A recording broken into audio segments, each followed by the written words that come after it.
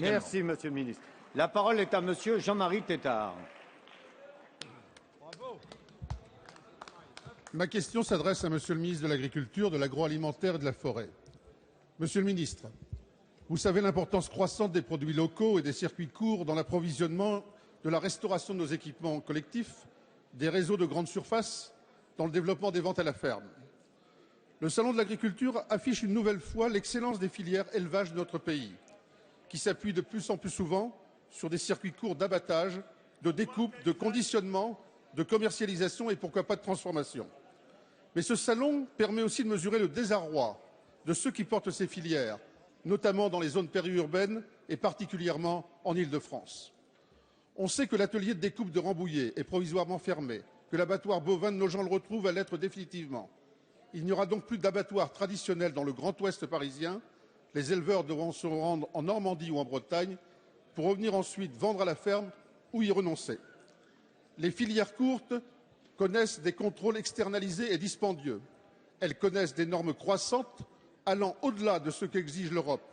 Elles ne supportent pas l'accroissement de charges dû à la refiscalisation des heures supplémentaires. Elles sont impactées par la baisse continue du pouvoir d'achat des Français et en périurbain, leur développement est condamné par un foncier rare et cher.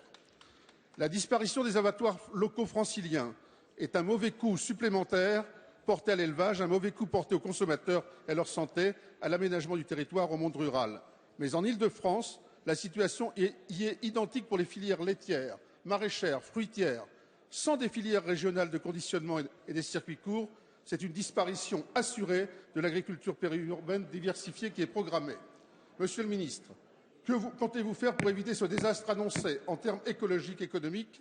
Allez-vous enfin donner de la réalité à vos annonces pour une agriculture durable, des produits de qualité, un meilleur service aux consommateurs? Allez-vous enfin prendre la spécificité de l'agriculture périurbaine en compte? Où sont vos engagements? Que restera-t-il de vos annonces gouvernementales ou La peut-être parole est simplement à Monsieur Stéphane Le Foll, ministre de l'Agriculture, de l'Agroalimentaire et de la Forêt.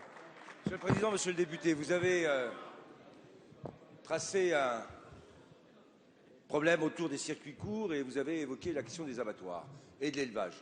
Sur la question des circuits courts, ce que nous allons faire, c'est de développer ces circuits avec une idée assez simple, parce que le vrai problème aujourd'hui, c'est que l'offre locale ne trouve pas forcément des débouchés sur la demande locale. On a besoin de réorganiser les circuits et les marchés entre l'offre locale et la demande locale.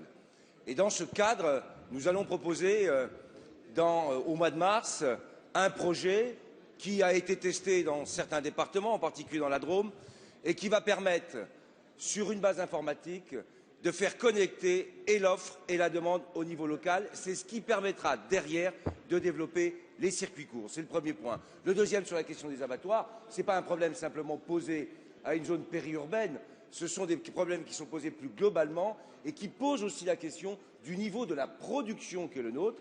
Et c'est parce qu'il faut redresser cette production, que ce soit en élevage porcin, bovin, ovin, qu'on aura ensuite possibilité aussi de maintenir et de développer des outils de transformation.